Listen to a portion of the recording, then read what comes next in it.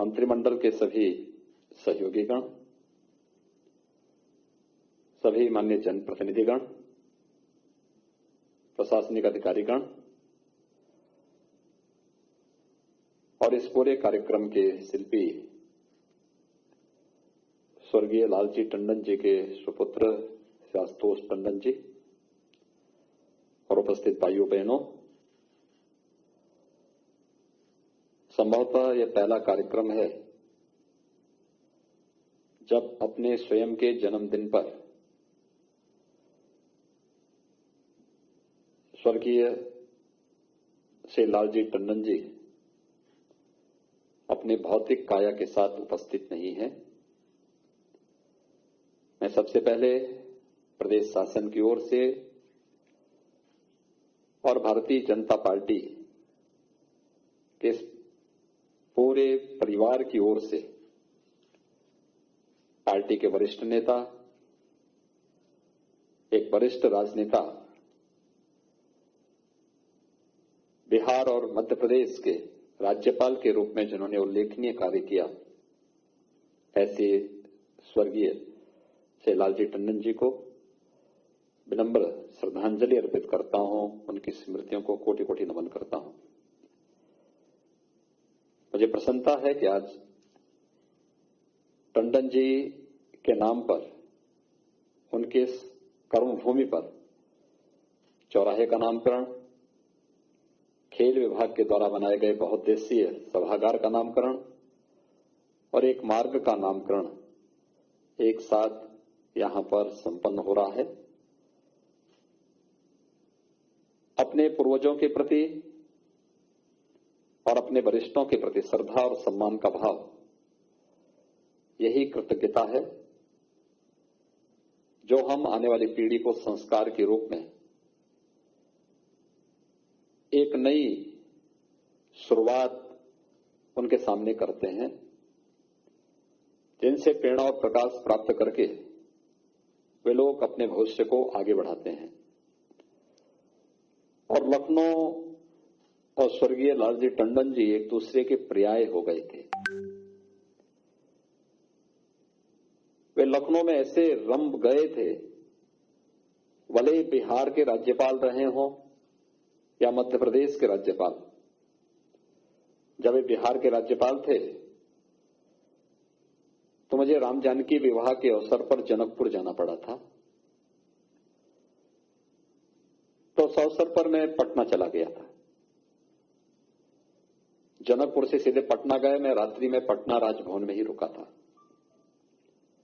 और पटना में जब टंडन जी से बातचीत होने लग गई तो टंडन जी ने एक बात कही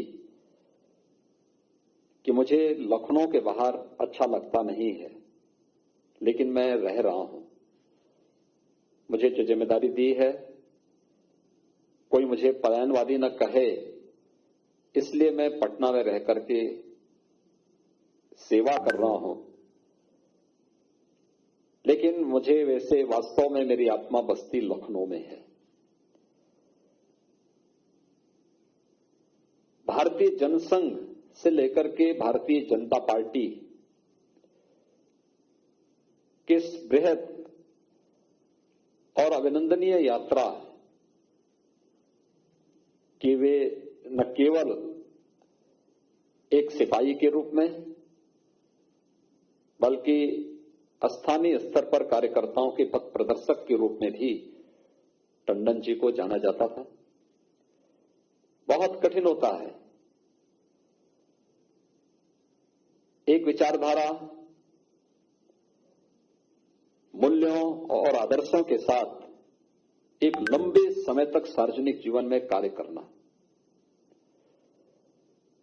जब इन प्रकारेण सत्ता प्राप्त करना ही उद्देश्य होता है तो अक्सर लोग विचारधारा के साथ समझौता करते हैं, जीवन के मूल्य और आदर्शों के साथ समझौता करते हैं।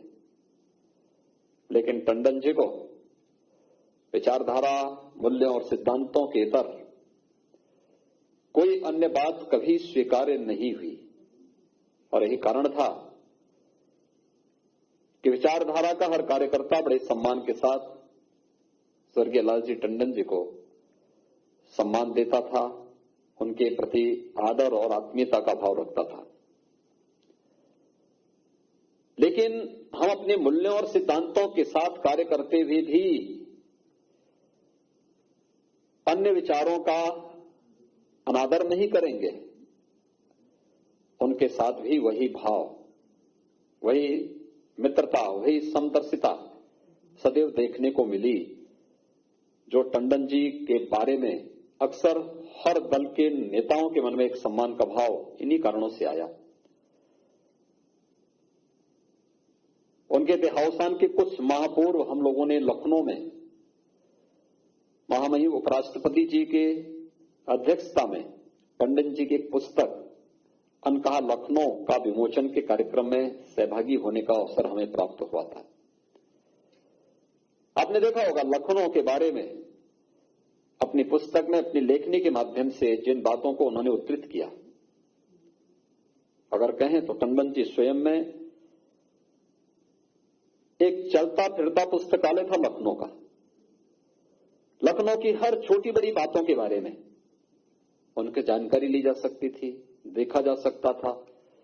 जीवन के प्रत्येक क्षेत्र के बारे में, लखनऊ के व्यवसाय के बारे में, लखनऊ की राजनीति के बारे में, लखनऊ के समाज दर्शन के बारे में, लखनऊ के हर एक क्षेत्र के बारे में, डेवलपमेंट के बारे में, इस सारी जानकारी लखनऊ के बारे में टंडन जी के पास थी और टंडन जी उन सब के गवाह रहे हैं। आज यही कारण है कि जब टंडन जी की दुखद मौत हुई तो उनकी मृत्यु के समय कोविड-19 के प्रोटोकॉल के बावजूद जिस मात्रा में लोग उसमें उमड़े थे, उनकी लोकप्रियता को और उनके प्रति हरेक वर्ग के मन में जो सम्मान का भाव था और उसका प्रदर्शन कर रहा था। आज भी ये कार्यक्रम पूरी भव्यता के साथ स्टेडियम में होना था,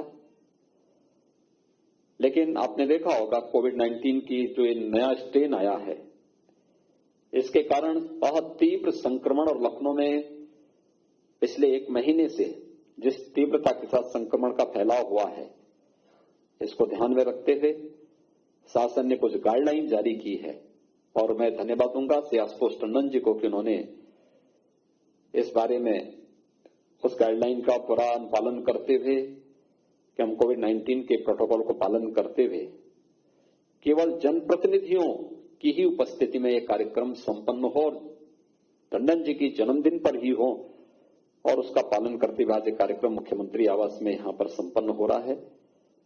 मैं आज के इस अवसर पर मुझे बहुत प्रसन्नता है कि खेलकूद विभाग ने बहुउद्देशीय सभागार का नामकरण स्वर्गीय लालजी टंडन जी के नाम पर किया है। खेल विभाग इसके लिए हृदय से धन्यवाद का पात्र है। साथ साथ स्वर्गीय टंडन जी की स्मृतियां इसके साथ सदैव जुड़ी रहेंगी। लखनऊ के विकास के प्रति, प्रदेश के विकास के प्रति उनके मन में जो भाव थे, यह बहुउद्देशीय सभागार उसका प्रतिनिधित्व करेगा।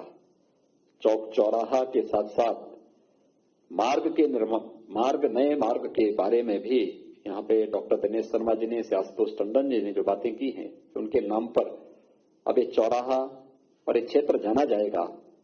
मैं इस अवसर पर नगर निगम को, नगर विकास विभाग को हृदय से साधुवाद देता हूं और विश्वास व्यक्त करता हूं कि टंडन जी की जो विरासत है एक समृद्ध विरासत है और परिवार से, विचार परिवार से, समाज परिवार से और एक व्यापकता लिए हुए हर एक क्षेत्र में उनके प्रशंसक, उनके शुभचिंतक रहे हैं। आज उनकी जयंती के इस अवसर पर कोविड-19 के पूरे प्रोटोकॉल का पालन करते हुए कार्यक्रम यहां पर संपन्न हुआ है। मैं इस अवसर पर उनके परिवार के सभी सदस्यों को, उनके मित्रों, उनके शुभचिंतकों को स्वर्गीय टंडन जी के नाम से इन 3 संस्थाओं का नामकरण होने, बहुउद्देशीय सभागार, चौराहा का नामकरण और सड़क के नामकरण के लिए हृदय से बधाई देता हूं। स्वर्गीय लालजी टंडन जी को विनम्र श्रद्धांजलि अर्पित करता हूं और विश्वास व्यक्त करता हूं कि उनकी प्रेरणाएं निरंतर हर कार्यकर्ता को आगे बढ़ने के लिए प्रेरित करेगी, हर लखनऊ वासियों को लखनऊ के विकास के लिए, उल्लेखनीय विकास को आगे बढ़ाने के लिए उनका योगदान प्राप्त होता रहेगा। आप सबके प्रति